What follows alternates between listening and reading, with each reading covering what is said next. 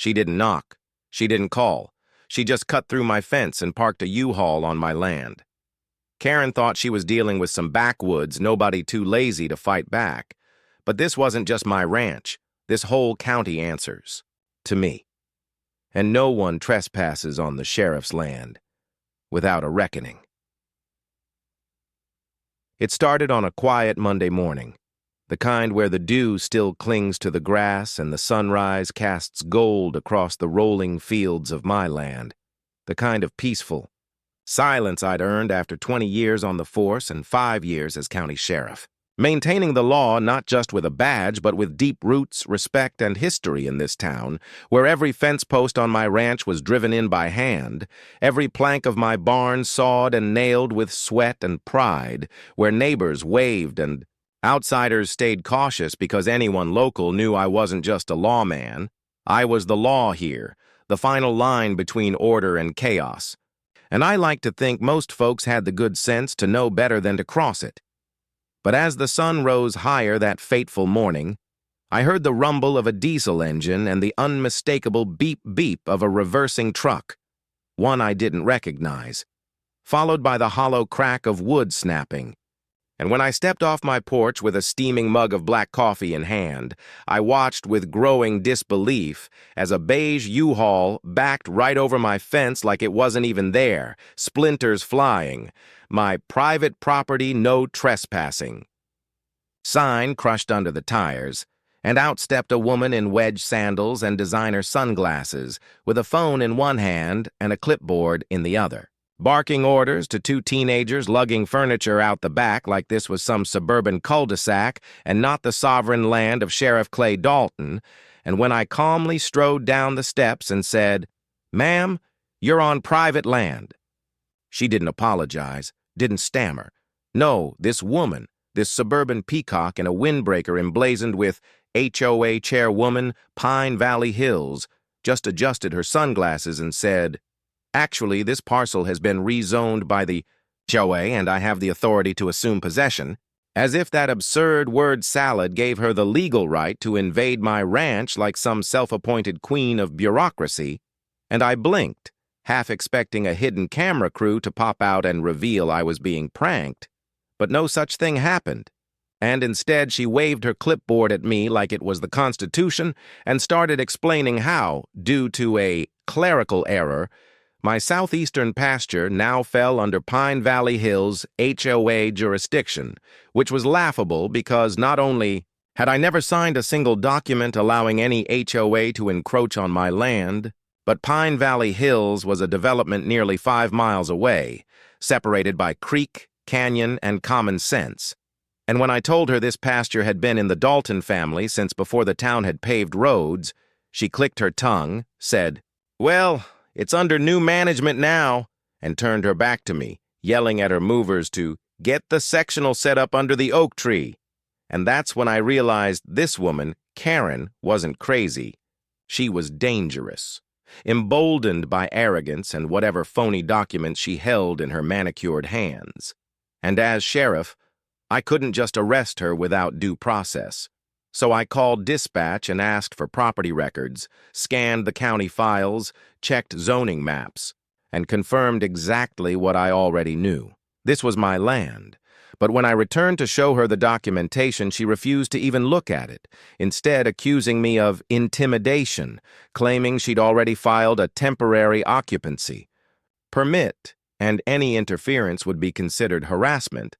And before I could argue further, she slapped a laminated HOA notice onto my mailbox stating, "Under review for noncompliance, lawn decor, fence color, animal presence." And I just stood there in disbelief, wondering what kind of delusion made this woman think she could impose neighborhood bylaws on a 30-acre ranch with cattle, a shooting range, and a sheriff's department-issued SUV parked in the drive, but I knew better than to act in anger. So I called up Deputy Harris and asked him to start a paper trail, because Karen had just declared war on the one man in this county who writes the laws, enforces them, and defends them with a Glock on his hip and the people's trust in his heart. And over the next 2 days, things escalated fast, with Karen setting up a portable gazebo, stringing up solar lights, and even placing a gaudy lawn gnome on what she now called her side yard, while my phone lit up with complaints. From her about livestock smell and excessive crowing from my prize rooster Duke, and every time I tried to speak calmly, she doubled down, citing phony statutes, threatening legal action, and even showing up at the county office with a binder full of compliance expectations. And by the third day, I had half the town calling me to ask if I'd really sold the South pasture to an HOA lunatic, and I had to assure them, no. This was still Sheriff Dalton's land, and I was just giving the trespasser enough rope to hang herself because the moment she filed her fake permits and forged zoning forms with the courthouse, I'd have her dead to rights. But Karen wasn't content to squat. No, she was staging a takeover, installing a temporary mailbox, spray painting Lot 12B on a tree, and even applying to have utilities connected, which triggered alerts in my system because, funny enough, I sign off on utility approvals in this county, and that's when I started gathering real ammo. Not bullets, but evidence, witnesses, timestamps, surveillance footage from my trail cams, and statements from neighbors who'd seen her cut my fence with bolt cutters before rolling in like some HOA conquistador. And when I filed the initial complaint and submitted it to the DA, things finally started to move, but not fast enough. Because Karen had one more trick up her sleeve. She reported me to the state ethics board, accusing me of abusing sheriff privileges for personal land disputes. And that's when I realized I wasn't just dealing with a rogue HOA Karen. I was dealing with someone willing to weaponize bureaucracy against the man who upheld the law, and I'd have to play it smart, stay calm, and gather every shred of proof, because when it came time for court, I wasn't just going to evict her, I was going to crush her delusion so completely that she'd never even think of hoeing someone else's ranch again. Karen may have underestimated me once, but by the time the county clerk confirmed the official zoning records and I'd compiled a 3-inch binder of irrefutable evidence, it was already too late for her to backpedal, because her arrogance had propelled her far beyond minor trespass. She dug herself deep into felony territory by falsifying government documents, obstructing county operations, and impersonating an official authority. And while she was busy sipping La Croix on a foldable patio set in the shade of my 100-year-old oak tree, I was setting legal traps so tight that not even her wedge heels could wiggle her out, and yet she kept going, doubling down every single day like she thought her HOA title made her Queen of Pine Valley, and that her suburban castle extended across barbed wire, cattle fences, and common sense. But while she was printing phony notices about excessive barn noise and trying to claim my livestock were unauthorized occupants, I was recording every infraction, every word, every interaction on camera, and backing it up across multiple drives. Because I knew Karen would eventually cry victim, and I wasn't going to let her twist the story like these Karens do when the law comes knocking. And sure enough, it wasn't long before she started playing the part of the harassed homeowner, showing up at the courthouse in a cream blazer and giant sunglasses, waving around a complaint claiming I was threatening her peaceful occupancy with armed intimidation tactics, conveniently omitting the fact that she'd illegally cut through my fence and moved onto land that had been in my family for 4 generations.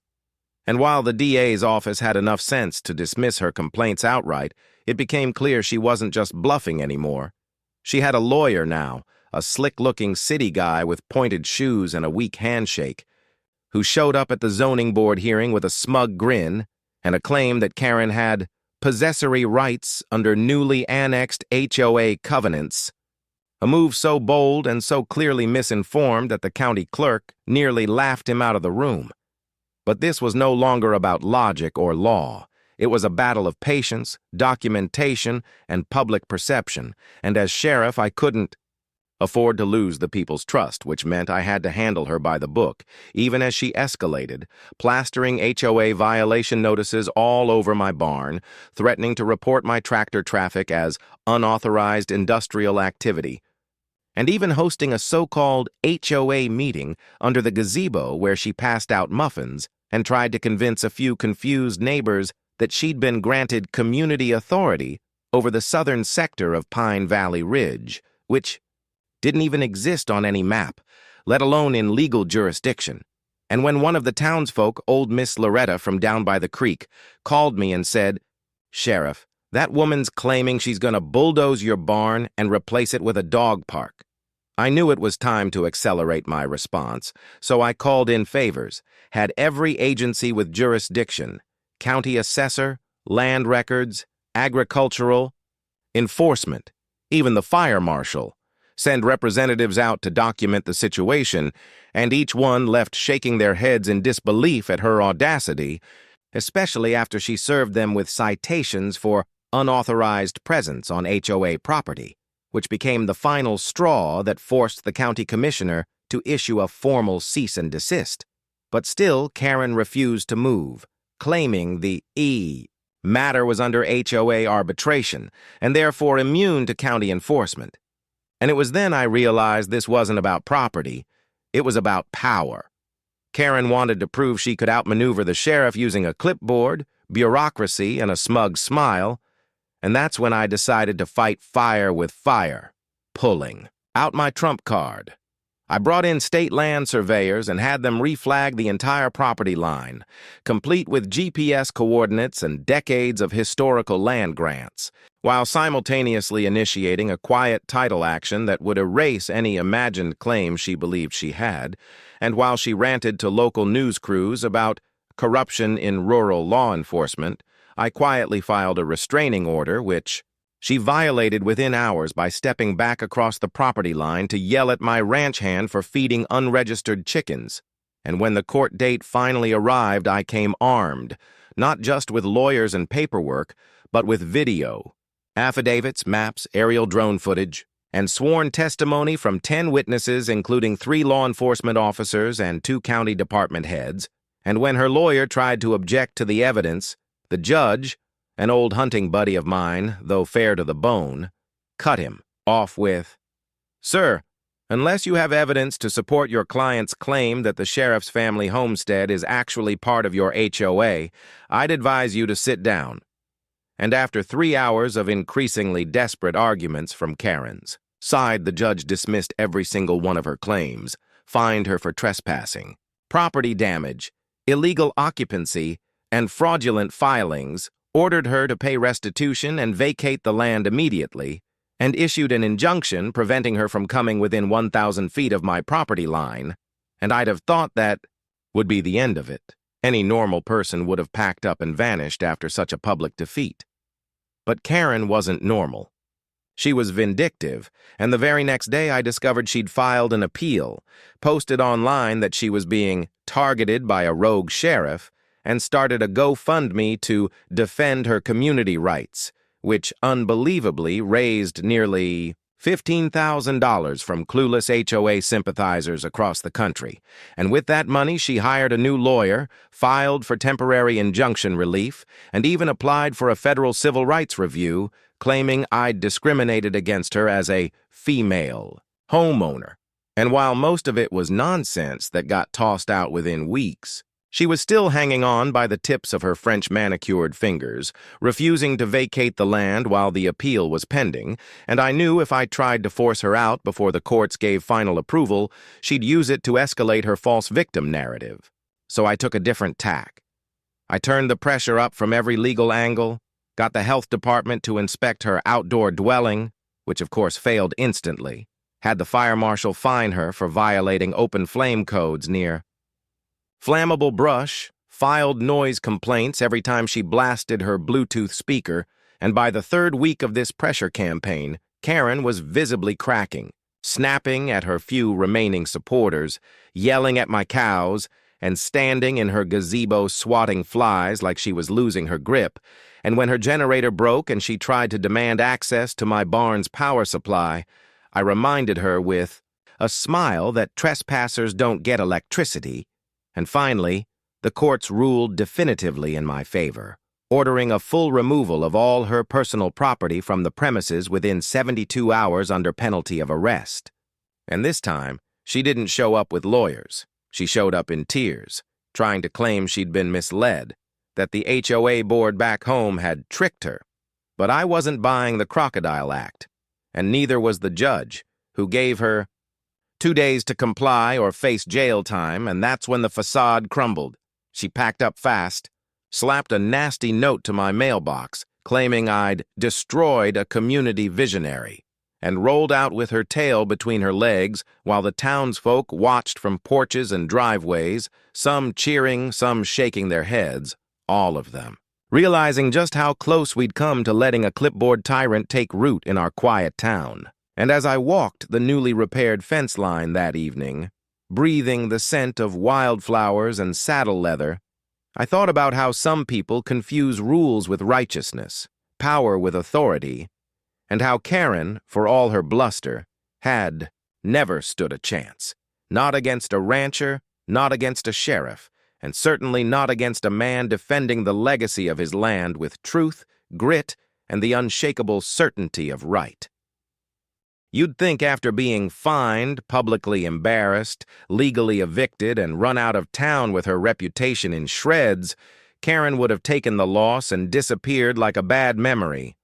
But not even a court order could kill the weeds of entitlement, growing in her soul, because within a week of leaving my property, she was back, not physically, but digitally, launching a smear campaign online through a blog she called HOA Watchdog Justice, where she painted herself as the innocent whistleblower who'd uncovered deep corruption in county leadership, accusing me of land theft, government conspiracy, and even animal abuse, claiming she'd seen me beating livestock in a drunken rage, which was so laughably false that I didn't know whether to laugh or sue, but as sheriff I had to tread carefully, because the internet doesn't require proof to spread a lie, and soon enough, trolls and keyboard warriors began bombarding the sheriff's office with calls, emails, and social media messages demanding an investigation, and even though the locals knew the truth and stood behind me, it didn't stop the firestorm from gaining traction in fringe circles that love to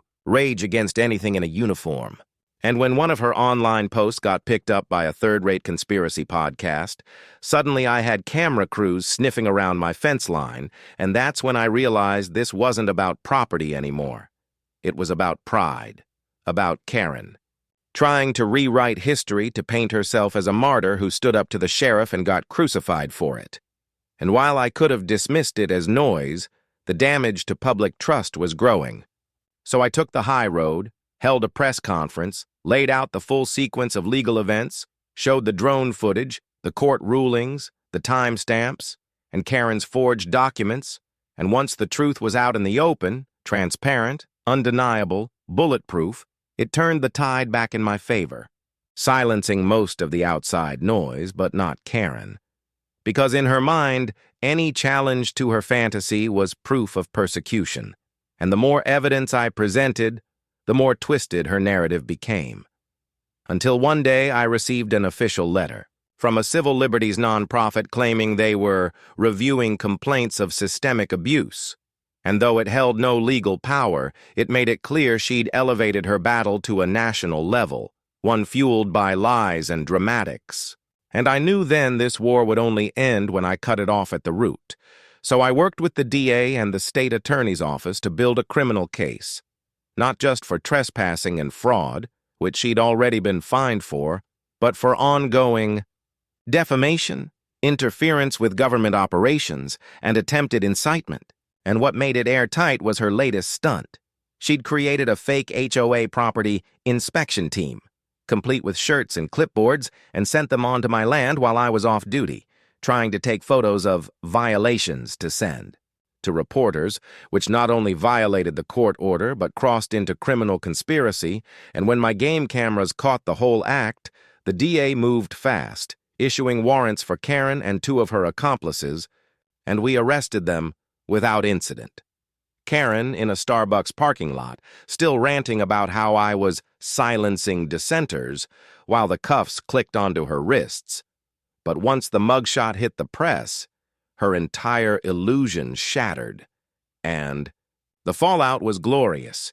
The blog shut down, her GoFundMe was frozen, the podcast issued a retraction, and she was banned from serving on any HOA board again in the state.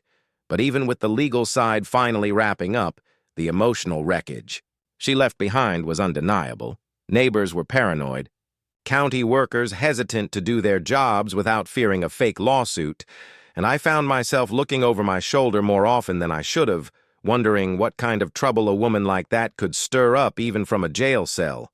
And sure enough, even behind bars, Karen filed grievances, sued the county for wrongful imprisonment, and flooded the court with motions written in red pen on notebook paper, all rejected, all delusional, but all time-consuming. And while I could have retired right then, 25 years in uniform, a clean record, and a pension waiting, I made a decision.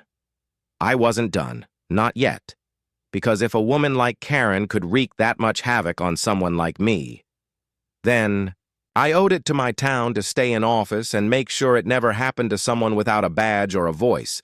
So I ran for re-election early, won by a landslide with record turnout, and used my new term to overhaul the way we handled land disputes, adding transparency tools, streamlining records, and launching a Know Your Rights program for property owners, all inspired by the storm Karen had brought and the strength we showed weathering it.